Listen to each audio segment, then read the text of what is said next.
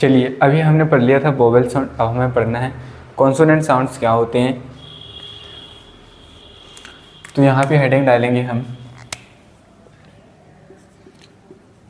Consonant sound. चलिए पहले समझते हैं कि कॉन्सोनेंट साउंड क्या होते हैं। कॉन्सोनेंट साउंड ऐसे साउंड्स जो हम वोकल कॉर्ड के बिना बोलते हैं, मतलब कि लिप से बोलते हैं, अपने टीथों से बोलते हैं, टंग की हेल्प से बोलते हैं, उन्हें हम कॉन्सोनेंट साउंड कहते हैं। तो सर इसकी डेफिनेशन क्या होगी? कॉन्सोनेंट साउंड समझ में आएगी नहीं। कॉन्सोनेंट साउंड वो साउंड होते हैं जिनको हम लिप की मतलब कि ओंठों की हेल्प से, टीथ यानी कि दांतों की मदद से, टंग यानी कि जीभ की वजह से, थ्रोट गले की वजह से बोलते हैं, उन्हें हम कॉन्सोनेंट साउंड कहते हैं। चलिए इसकी डेफिनेशन लिखते हैं। A consonant sound is a speech sound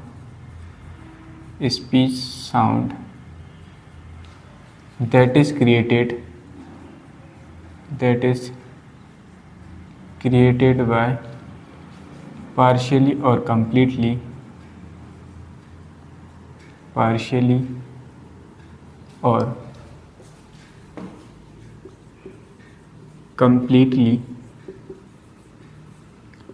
blocking the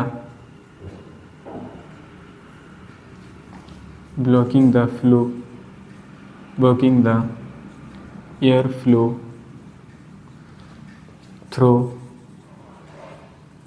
या विद लिख लीजिए, थ्रू से ज़्यादा बेटर विद रहेगा, विद माउथ, लिप्स, टंग और थ्रोट। क्या लिखा मैंने भाई? मैंने बताया है कि a consonant sound is a speech sound that is created by partially और completely blocking the air flow with mouth, lips, tongues और throat.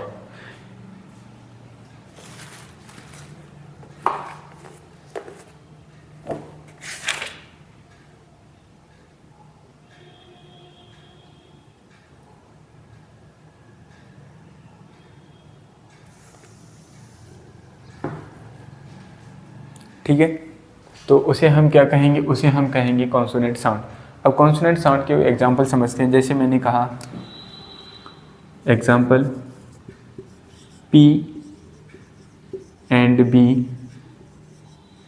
pronounced with lips।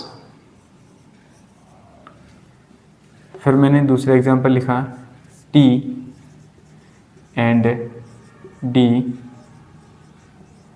pronounced with the front of lip, with the front of lips। बोल के देखिए भाई, नहीं जब तक हम बोलेंगे नहीं तब तक हम समझेंगे नहीं। अब हमने लिखा है ये कि P and B pronounced with lips। आप बोल के देखिए ये हमने जो लिखा है सच है कि नहीं। मैंने कहा P, क्या बोला मैंने? P बोला तो मेरे दोनों लिप्स जो आपस में टच हो रहे हैं।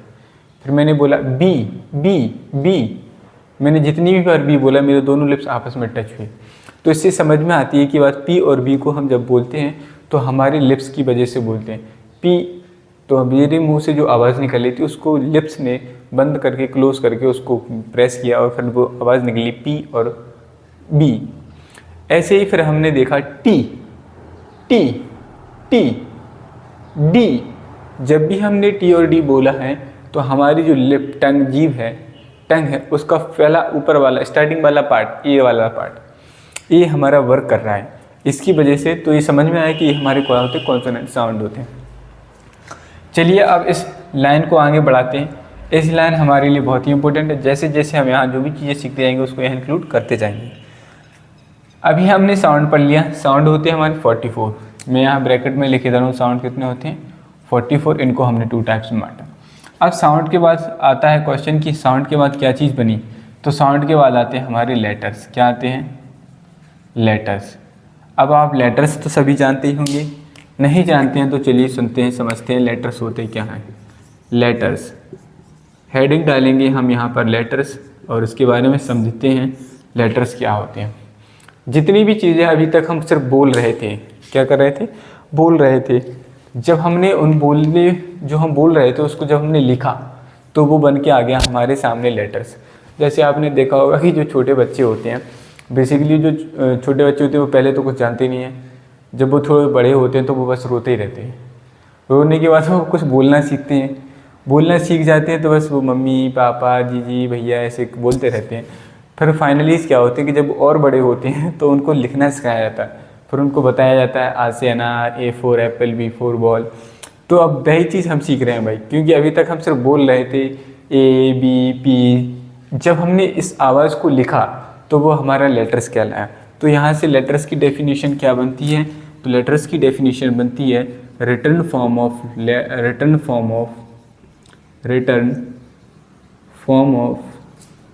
साउंड is called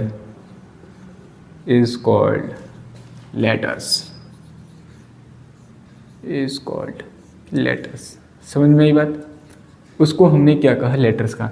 जो भी चीज़ हम बोल रहे थे जब हमने उसको लिखा तो वो हमारा क्या बन गया, लेटर्स बन गया। लेटर्स बन गए तो इन लेटर्स को हमने आगे भी पढ़ा होगा कि आखिर लेटर्स होते क्या हैं। आप में से बताइए ऐसे कितने लोग हैं जो जानते हैं कि इंग्लिश लैंग्वेज में कितने लेटर्स होते हैं और कितने टाइप्स के लेटर होते हैं। अगर आप लोग जानते हैं तो कमेंट बॉक्स में कमेंट करके ज़रूर बताएं। लेटर्स के बारे में समझते हैं भाई हम। लेटर्स की डेफिनेशन आपको समझ में आ गई होगी आशा करता हूँ। लेटर्स क्या होते हैं, रिटर्न फॉर्म ऑफ साउंड। जो चीज़ हम बोल रहे थे जब हमने उसको लिखा तो वो हमारे लिए क्या बन गया, लेटर्स बन गया। अब ये लेटर्स जो होते हैं ये बेसिकली कितने होते हैं, तो नीचे ही लिखेंगे यहाँ पे। जो हम इंग्लिश ग्रामर, पूरी इंग्लिश ग्रामर पढ़ते हैं तो इसमें जो होते हैं 26 लेटर्स होते हैं। तो यहाँ मैं लिख रहा हूँ there are 26 letters in English language.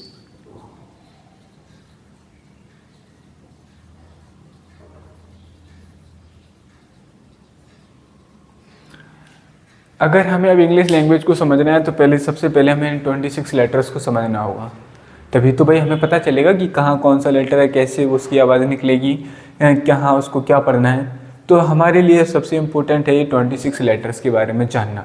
अगर हम इन 26 लेटर के बारे में एकदम बहुत ही अच्छे तरीके से जान गए कि कहाँ 26 लेटर्स को कहाँ कैसे यूज़ करना है, क्या क्या इनको बोलना है, कैसे इनकी आवाज़ निकालनी है, तो हम इंग्लिश लैंग्वेज में बोलने की जो प्रोसेस है उसको सीखना स्टार्ट कर देंगे। ठीक है, तो चलिए आप लोग पहले इसको नोट कर लीजिए, फिर मैं आपको आगे बताता हूँ इन 26 लेटर्स के बारे में।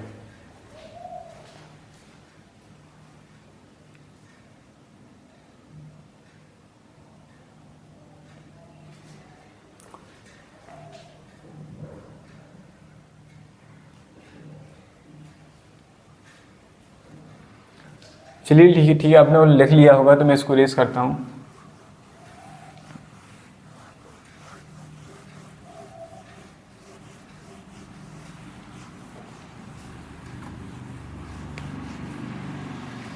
हाँ, लेटर्स के बारे में पढ़ना है। अब यहाँ पे आप लोग हेडिंग डालेंगे टाइप्स ऑफ लेटर। क्या डालेंगे, टाइप्स ऑफ लेटर, कि आखिर लेटर्स जो होते हैं वो कितने टाइप के होते हैं।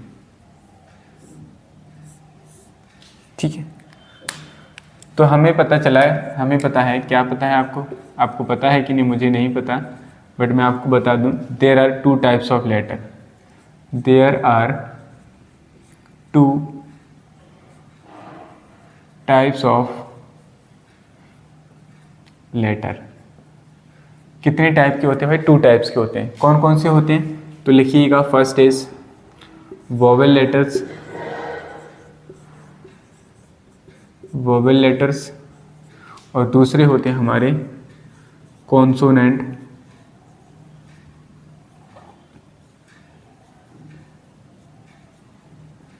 लेटर। वोवेल लेटर होते हैं और कॉन्सोनेंट लेटर। सबसे पहले बताइए कि इंग्लिश लैंग्वेज में कितने लेटर्स होते हैं, तो 26 लेटर्स होते हैं। How many letters in English language, 26 letters. Next question यहाँ से हमारा ये बनता है कि how many types of letters, तो हम कहेंगे there are 2 types of letter. How many types of letter? 2 types of letter. Which one? कौन कौन से होते हैं भाई? एक तो होता है हमारा वोवेल लेटर्स। कौन सा? Vowel letters. दूसरा कॉन्सोनेंट लेटर्स। वोवेल को कभी कभी कुछ टीचर्स वाउल भी बोलते हैं, वाउल लेटर्स, ठीक है। तो आपको कंफ्यूज नहीं होना, वाउल का मतलब वोवेल ही कह रहे हैं, बस इसका प्रोनाउंसिएशन थोड़ा उस हिसाब से करते हैं। Vowel letters and consonant letters. Vowel letters समझते हैं और कॉन्सोनेंट लेटर्स समझते हैं। वोवेल लेटर्स क्या होते हैं? अगर हम पूछें कि क्या डेफिनेशन बनेगी, तो इसकी हमें कोई डेफिनेशन लिखने की ज़रूरत नहीं है। वोवेल लेटर्स सीधे समझिए, वोवेल लेटर्स जो हमारे वोवेल लेटर्स होते हैं उनको हम वोकल कॉर्ड की हेल्प से बोलते हैं, जो गले से बोल लेते हैं ना, उससे बोलते हैं, और उसकी जो बोले आते हैं उन्हीं लेटर्स को लिखना वोवेल लेटर्स कहलाते हैं। कॉन्सोनेंट लेटर्स क्या होते हैं? ऐसे लेटर्स जो विदाउट वोकल कॉर्ड बोले जाते हैं उन्हें हम कहते हैं कॉन्सोनेंट लेटर्स, ठीक है। अब बात आती है कि सर वोवेल लेटर्स कितने होते हैं? तो वोवेल लेटर्स जो होते हैं हमारे पे 5 होते हैं। कितने होते हैं? 5 होते हैं। कौन कौन से 5 होते हैं आप लोग जानते होंगे? जो लोग जानते हैं वो फटाफट कमेंट बॉक्स में कमेंट करके बताओ कि इंग्लिश लैंग्वेज में कितने वोवेल लेटर्स होते हैं, ठीक है। तो चलिए समझते हैं इंग्लिश में वोवेल लेटर्स कितने होते हैं। तो इनकी जो नंबर्स होते हैं बेसिकली 5 होते हैं। कितने होते हैं? 5 होते हैं। कौन कौन से होते हैं? ए, ई, आई, ओ, यू। ये जो 5 लेटर्स मैंने यहाँ लिखे हैं, इन पाँचों के पाँचों लेटर्स को हम क्या कहते हैं? वोवेल लेटर्स कहते हैं, ठीक है। क्या कहते हैं? Vowel letters. अब आती है बात कॉन्सोनेंट लेटर्स की। इन पाँचों को छोड़कर, क्या? इन पाँचों को छोड़कर, ये 5 हैं, इनको छोड़कर बाकी के जितने भी लेटर्स बचे हैं वो सारे के सारे हमारे क्या होते हैं? कॉन्सोनेंट लेटर्स होते हैं। चलिए कोई नहीं, मैं यहाँ पे आपके सामने लेटर्स लिखता हूँ, इनको आप लोग नोट कर लीजिएगा। B, C, D, F, G, H, J, K, L, M, N, O नहीं आएगा भाई, P, Q, R, S, T, V, W, X, Y, Z. अगर हम इनको काउंट करेंगे तो हमारे सामने ये हो गए टोटल 21 लेटर्स। कितनी हो गए? 21। अगर हमसे पूछा जाए हाउ मेनी कॉन्सोनेंट लेटर्स, तो हमारा आंसर होना चाहिए देयर आर 21 कॉन्सोनेंट लेटर्स। कितने लेटर्स होते हैं? 21 कॉन्सोनेंट लेटर्स होते हैं। नेक्स्ट आएगा, अगर हमसे पूछा जाए हाउ मेनी वोवेल लेटर्स, तो हमारा आंसर होना चाहिए देयर आर 5 वोवेल लेटर्स। अब इन लेटर्स को हमने लिख लिया है। अब हमें समझना है कि इन लेटर्स का आखिर प्रोनाउंसिएशन कैसे करेंगे, इनको कैसे बोलेंगे, इनको कहाँ क्या। देखिए जैसे समझते हैं हमें प्रोनाउंसिएशन कैसे करना है, इनका प्रोनाउंसिएशन हमारे लिए पढ़ना बहुत ज़रूरी है। अब ज़रूरी क्यों है वो समझिए। जैसे मैंने आपके सामने कुछ लेटर से लिख रहा हूँ, जैसे मैंने यहाँ लिखा बस, ठीक है, इसको मैंने लिखा है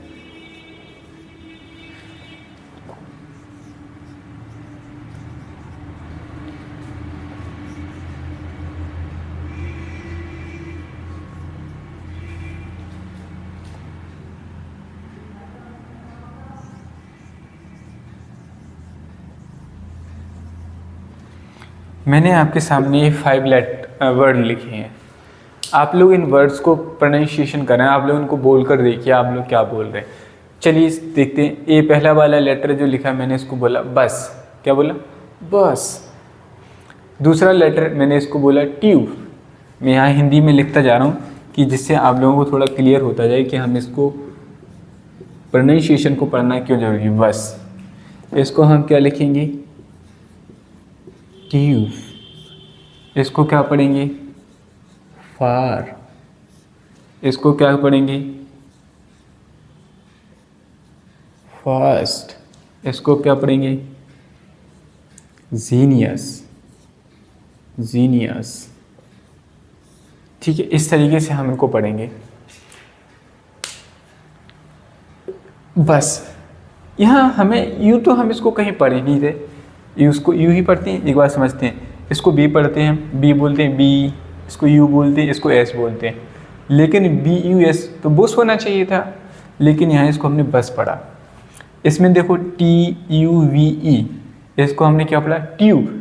तो यहाँ टी का भी साउंड आया, यू का साउंड आया, बी का आया, ई का साउंड बिल्कुल नहीं आया। नहीं आया ना, कि आया है, आप बताइएगा।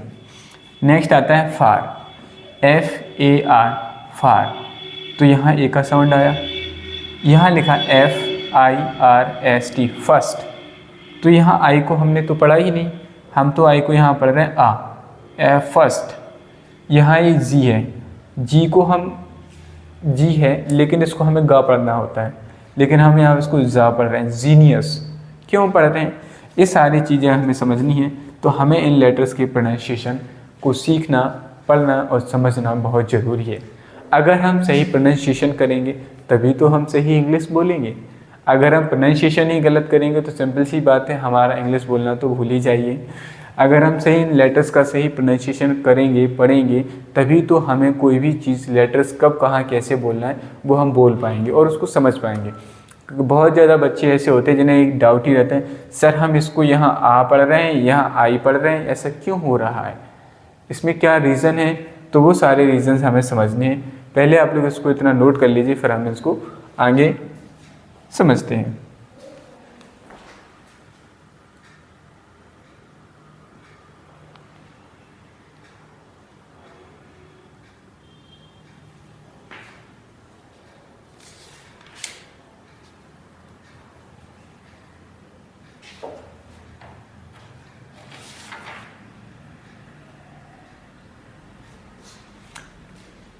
उससे पहले मैं आपको यहाँ पे एक नोट लिखवाना चाह रहा हूँ, इसको थोड़ा हाईलाइट करके लिखिएगा नोट।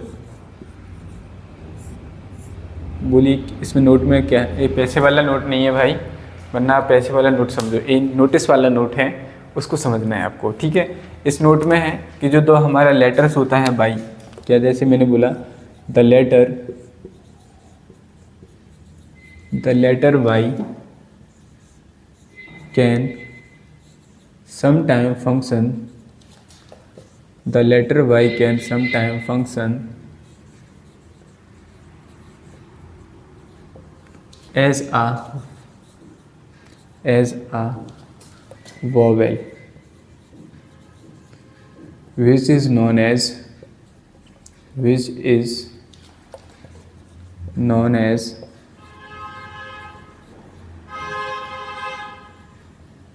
semi vowel. चलिए समझिएगा थोड़ा भाई, सेमी वोवेल क्या है। ये बाई को मैंने बोला है सेमी वोवेल। जो हमारा लेटर्स बाई होता है ये कभी कभी हमारा वोवेल की तरह काम करता है, वोवेल साउंड लेटर्स की तरह, और कभी कभी कॉन्सोनेंट लेटर्स की तरह काम करता है।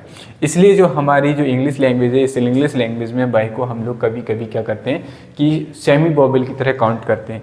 जैसे कि समझते हैं, यहाँ आप लोगों को नीचे विजिबल हो रहा है,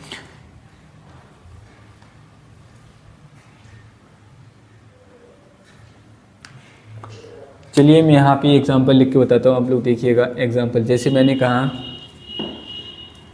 ऐसे, ESSA,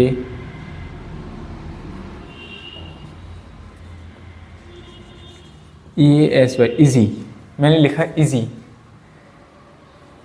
हम इसको जब पढ़ रहे हैं इजी, ई का साउंड नहीं सुनाई दे रहा है आपको, ई का साउंड आ रहा है, जबकि तो वाई है ना, इसको हम वाई पढ़ते हैं, फिर यहाँ आई का साउंड क्यों आया। ठीक है, देखो जैसे मैं इसको हिंदी में लिख के बताता हूँ आपको। जैसे मैंने लिखा है इसको ईजी, तो ये तो जी ए आ रही ना, ये बताता है ई जो होता है कॉन्सोनेंट, सॉरी वोवेल होता है। क्या होता है, वोवेल होता है। ई की जो साउंड आती है, हमने अभी पढ़ा ई क्या होता है, वोवेल होता है ना। तो ये यहाँ जो बाई आया ये वोवेल की तरह वर्क कर रहे हैं। अब जैसे मैं समझ नेक्स्ट लेटर लिखता हूँ, आपके सामने एक वर्ड लिखता हूँ। जैसे मैंने लिखा YOUTH, यूथ। तो हम इसको क्यों पढ़ रहे हैं, YOUTH, यूथ। भाई वाई है, हम उसको यू पढ़ रहे हैं। क्यों पढ़ रहे हैं, क्योंकि जो वाई है ये यहाँ पे यू की तरह वर्क कर रहा है, मतलब कि यू का साउंड दे रहा है, मतलब कि वोवेल साउंड हो गया, वोवेल साउंड हो गया। तो वाई भी हमारा किसकी तरह काम कर रहा है, वोवेल साउंड की तरह काम कर रहा है। जब वाई वोवेल साउंड की तरह काम कर रहा है तो हम इसको कह नहीं सकते कि वाई जो है, कभी कभी वाई जो है वोवेल लेटर्स का काम करता है कि नहीं। इसलिए हमारा जो वाई होता है इसको हम क्या कहते हैं, सेमी वोवेल कहते हैं। Is that clear? समझ में आया ना कि नहीं?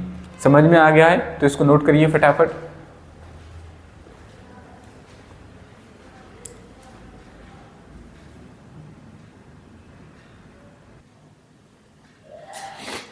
चलिए तो हम समझते हैं लेटर्स के प्रोनाउंसिएशन के बारे में। यहाँ पे हम लोग हेडिंग डालेंगे क्या,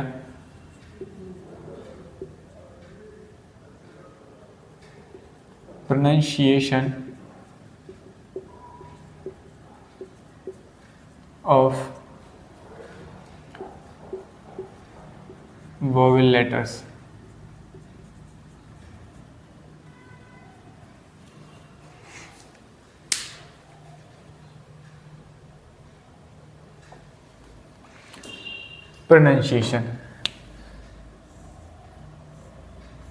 प्रोनाउंसिएशन ऑफ वोवेल लेटर्स करना है। तो हमारे वोवेल लेटर्स कौन कौन से होते हैं, हम यहाँ लिखते हैं ए, ई, आई, ओ, यू। इन 5 वोवेल लेटर्स के बारे में हमें प्रोनाउंसिएशन रूल पढ़नी है। तो सबसे पहले हम पढ़ते हैं प्रोनाउंसिएशन ऑफ ई। क्या पढ़ते हैं? Pronunciation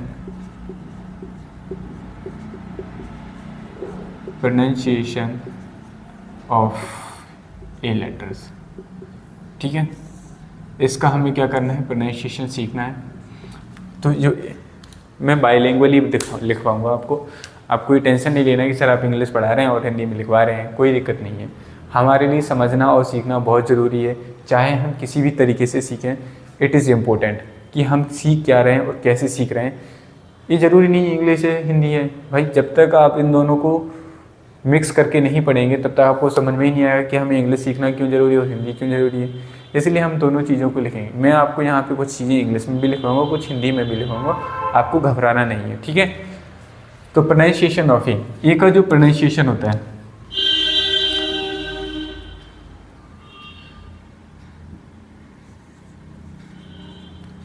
pronunciation of A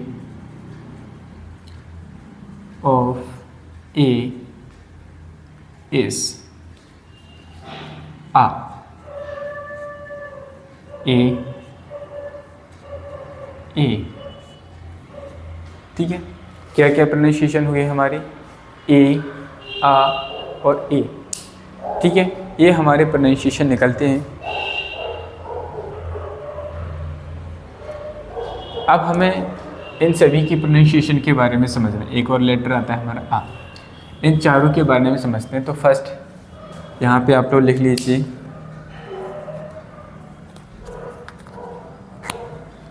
first number, और ए का यहाँ पे हम साउंड पढ़ रहे हैं आ वाला, मतलब जहाँ कहाँ पर ए का साउंड जो है वो बड़ा आ निकलेगा। आ, आपको इसको बोलना है आ, ठीक है। थोड़ा लाउडली बोलेंगे इसको। देखिए कहाँ निकलता है। जैसे एग्जांपल से बताता हूँ मैं आपको। जैसे मैंने कहा वार, इसका मीनिंग मैं आपको हिंदी मीनिंग भी साथ में बताते चलूँगा। इसका मीनिंग होता है युद्ध या लड़ाई, ठीक है। वार, यहाँ हमने आ को बड़ा आ पढ़ा। वार मीन्स लड़ाई, युद्ध होना। नेक्स्ट होता है हमारा क्या, जैसे मैंने लिखा स्मॉल स्टार,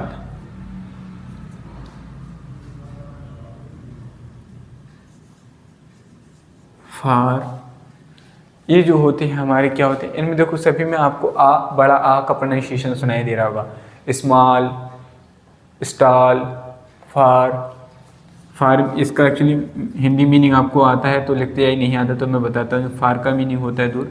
मैं इसे ब्रैकेट में लिखता जा रहा हूँ, आपको लिखता नहीं। स्टॉल, मेले की एक दुकान, मेले की एक दुकान, ठीक है। स्मॉल का मतलब होता है छोटा, ठीक है। जैसे मैंने कहा आर, ARE, आर का मतलब होता है, ठीक है। ये जो जितने भी लेटर्स लिखी यहाँ पे हमने सिर्फ ए को यहाँ पे आ पढ़ा है। तो ये हमारे ए के लेटर्स का प्रोनाउंसिएशन हो गया। ठीक है, अब इसके बाद आता है हमारे ए का प्रोनाउंसिएशन। जब दूसरे देखिए यहाँ पे सेकंड ए का प्रोनाउंसिएशन जब यहाँ पे क्या निकले, ए निकले। ठीक है, क्या निकले, ए।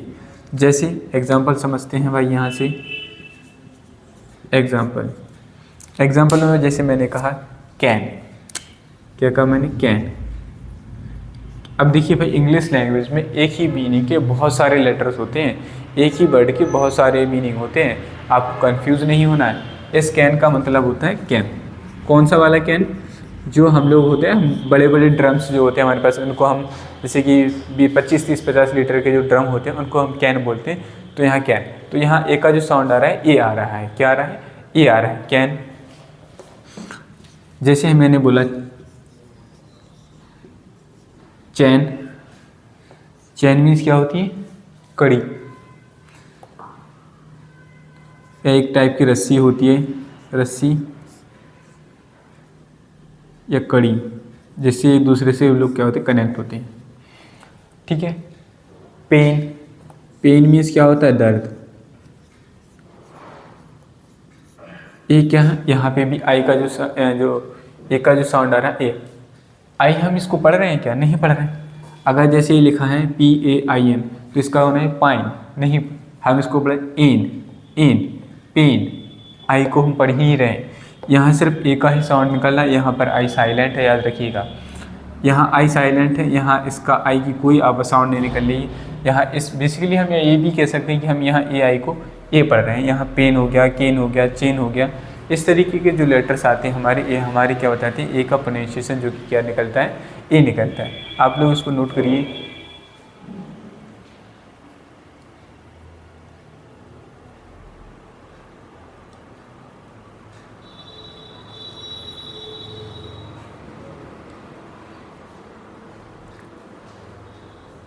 अगर हम चाहें तो इसके और भी एग्जांपल समझ सकते हैं, जैसे कि कैन हो गया, चैन हो गया, इसमें हम आ रहा जैसे मान लीजिए एन, AN। अब इसको हम यहाँ पे ऐसे एन बोल रहे हैं, ए एक लेटर्स होता है, मतलब कि आर्टिकल होता है, इसको हम आगे पढ़ेंगे। जैसे मैंने कहा स्टैंड हो गया, STAND, स्टैंड, स्टैंड का मतलब खड़ा होना। ऐसे जो साउंड्स निकलते हैं हमारे, ये बताते हैं कि यहाँ ए का प्रोनाउंसिएशन जो है वो ए निकल रहा है। नेक्स्ट थर्ड क्या है, थर्ड ए का प्रोनाउंसिएशन हम किस तरीके से निकालते हैं, ए जो कि हमें ए आ का प्रोनाउंसिएशन देता है। इसके साथ हमेशा यहाँ नहीं लिख रहा हूँ मैं, के साथ RE, दोनों साथ में RE आता है। जैसे मैंने कहा, कैसे समझते हैं भाई, एग्जाम्पल के थ्रू समझते हैं हम इसको।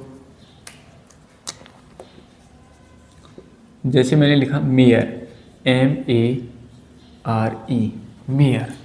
मेयर का मतलब क्या होता है भाई, घोड़ी। क्या होता है, घोड़ी। ठीक है, ये आपने देखो आया कि नहीं, यहाँ ए आया और RE, माँ एम का जो साउंड था हमने इसको ऐसे लिखेंगे, बेसिकली हम हिंदी में इसको मेयर, जब भी ए और आ मिलता है तो ए बन जाता है। तो यहाँ हमने जो इसका साउंड निकलेगा, ए का जो साउंड निकला है एयर निकला है, मेयर हो गया। CARE, केयर, केयर मीन्स फिक्र करना।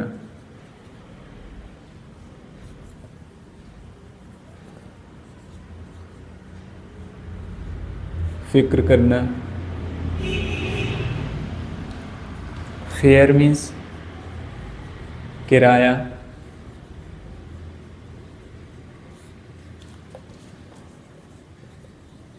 वेयर मीन्स बर्तन। मेयर, केयर, फेयर, वेयर, ये हमारे इसके में ए का जो साउंड यहाँ एयर निकलता है, और उसके बाद में सभी जगह RE आया है कि नहीं, RE आया है। तो इनका जो जहाँ भी जब भी प्रोनाउंसिएशन निकलेगा हमेशा उसको AR ही पढ़ेंगे, या air, mayor, care, fair, spare. इसमें आगे लिख लीजिए आप स्पेयर। ये जो सारे होते हैं ये इसके लेटर्स की प्रोनाउंसिएशन होता है इसका। समझ में आई बात।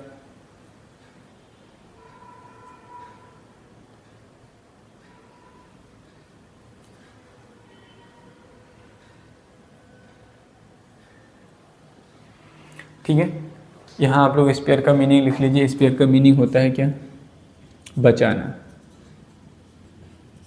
ठीक है, यहाँ नीचे दिख रहा है आपको।